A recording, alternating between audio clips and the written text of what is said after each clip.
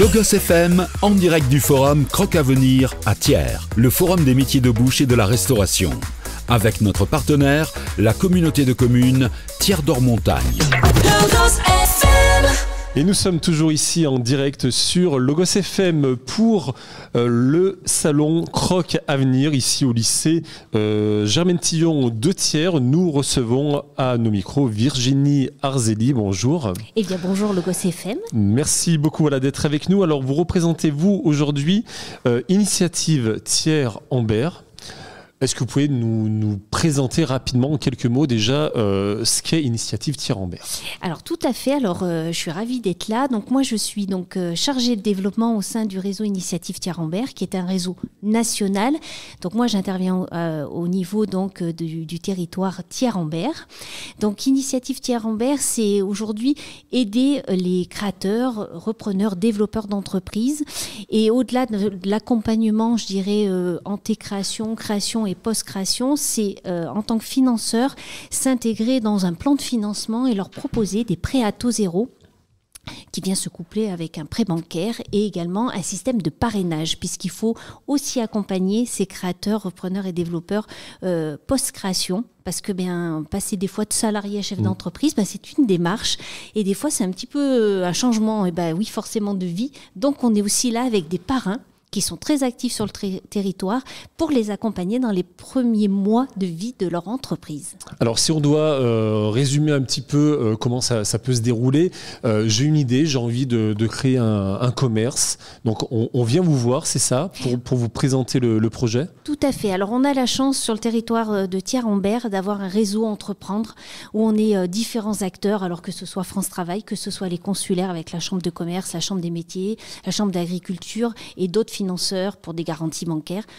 Quoi qu'il se passe aujourd'hui, vous tapez à une porte et à un moment, vous serez intégré dans ce réseau et on va faciliter la vie de ce porteur de projet, comme on l'appelle, pour que justement, qu'il ait un lien déjà avec toutes ces personnes, mais faciliter. Par exemple, passer un prévisionnel, passer un business plan. Eh bien, écoutez, nous, des fois, entre nous, on va se dire, bon, j'ai reçu telle personne, je te fais passer ces pièces, on échange ensemble, comment tu vas te positionner, qu'est-ce qui lui manque, voilà.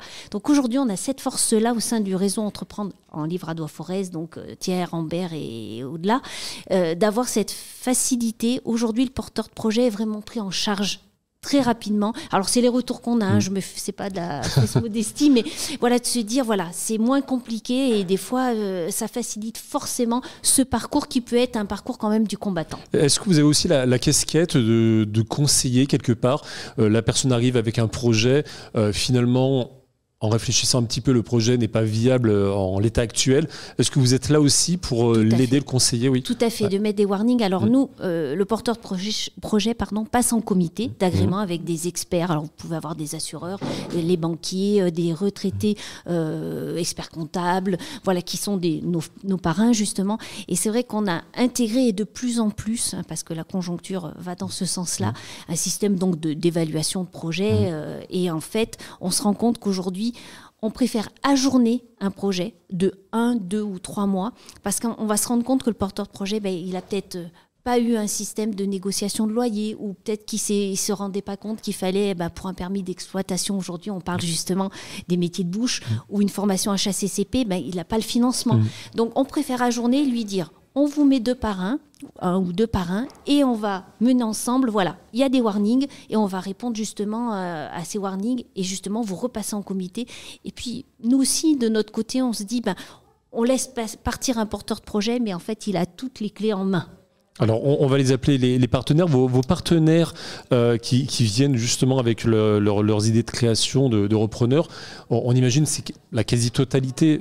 Les développeurs, vous êtes plus là pour accompagner une entreprise qui fonctionne déjà, pour trouver du financement supplémentaire. Tout à fait. Alors, ils ont chacun leur typologie. Le créateur, il va arriver, c'est la page blanche. On travaille sur le business plan avec les consulaires, comme je vous le disais. Bon, le repreneur, on a un passif. Donc, voilà, il faut aussi un petit peu, des fois, calmer, puis apprendre à lire un bilan, parce que ça fait partie d'une reprise. Et les développeurs, alors, nous, ce qu'on rencontre au sein du réseau Initiative, c'est que des fois, en plus, c'est des personnes qui ont déjà été bénéficiaires une fois du du pré-création reprise et qui reviennent dans leur parcours parce que ça leur paraît forcément normal. J'ai eu un prêt d'honneur pour ma création, ma reprise, et là je développe et on fait partie des personnes incontournables à solliciter. Et là, on est plutôt content. Et oui, on va regarder forcément si l'activité marche bien. Et puis souvent, ça va être investir dans une machine, investir dans du matériel pour justement faire booster cette entreprise. Et là, on se dit, on a tout gagné. Alors, initiative Thiers-Ambert, ça existe, on le regardait tout à l'heure, depuis 1994. Oui. C'est combien d'accompagnement par an ? Alors, on est, par exemple, sur nos chiffres 2024 à 81 prêts d'honneur. Alors, souvent, la personne, comme je vous disais, qui passe la porte, alors on va transformer ce parcours. Alors des fois, ça peut être aussi, et c'est comme on le disait tout à l'heure, c'est l'accueil one shot où la personne arrive, réfléchit, repart et puis en fait se dit c'est peut-être trop tôt, je vais un petit peu peaufiner, je ne sais pas si je vais rester sur la région. Alors après, on va être entre 100, 120 contacts au niveau de l'année. C'est des beaux chiffres. C'est des beaux chiffres. Et puis, de se dire, 81 prêts, c'est déjà des beaux chiffres. Et puis, on regarde aussi le taux de pérennisation, justement, de ces prêts pour qu'à un moment, on se rende compte que sur 3 ans, on n'a pas d'impayé. Voilà, il faut aussi avoir cet indicateur-là, parce que faire des prêts, c'est bien, mais il faut aussi que derrière, les entreprises soient pérennisées. Est-ce qu'on peut aujourd'hui... grâce un petit peu au bilan des années passées, se dire qu'aujourd'hui, vous avez pérennisé un certain nombre d'entreprises. Est-ce qu'il y a un chiffre depuis la création? Peut-être pas, ça serait peut-être compliqué à chiffrer, mais est-ce qu'il y a des belles histoires que vous pouvez nous raconter, par exemple? Oui, on a des belles histoires. Alors, au niveau des reprises, des fois, ce qui est... parce que on est là depuis quelques années, forcément, on va vivre la création, la première reprise où les cédants partent à la retraite. Et voilà, ça s'est bien passé. On voit arriver des repreneurs et on va arriver encore des repreneurs. Donc là, on est vraiment dans le cycle de vie d'un établissement où on se dit, on connaissait vos cédants. Et en fait, ils partent à la retraite et bien, de façon bienveillante, vont porter ce repreneur qui arrive vers nous. Donc on a des établissements qu'on connaît et on vit avec leur évolution. Et puis après, on va avoir des histoires aussi où des fois sur des métiers un petit peu plus simples où le porteur de projet qui arrive avait déjà un côté bon élève et puis va apporter sa patte dans cette création d'entreprise et où en fait derrière il va arriver pour un développement et c'est carré, c'est Et là c'est une satisfaction parce qu'on se dit alors notre travail est bien fait, mais on a aussi entre les mains des porteurs de projets qui tiennent la route, quoi. Voilà, et vous participez aussi à quelque part au changement de vie peut-être pour certaines personnes qui veulent changer de métier. Tout à fait, et de territoire, parce qu'on a aussi des personnes qui arrivent dans notre territoire. Alors on a une partie qu'on développe sur la partie agricole et donc là aussi on voit arriver des personnes de Paris qui ont envie de s'installer dans le Livradois-Forez qui est un beau territoire et en fait on vit aussi leur changement de vie avec eux.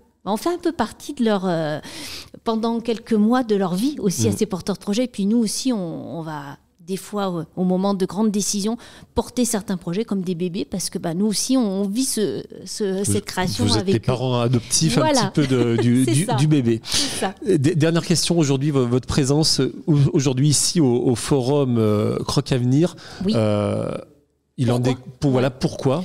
Disons qu'on se rend compte que des projets de création d'entreprise, des entrepreneurs nés, ça peut démarrer jeune, parce qu'on rencontre des jeunes qui vont nous dire « Ah oui, j'aimerais bien ». Alors des fois, il y a l'aspect environnemental, où les parents ont entrepris déjà vite, et puis où ils vivent dans ces secteurs-là, et d'autres non.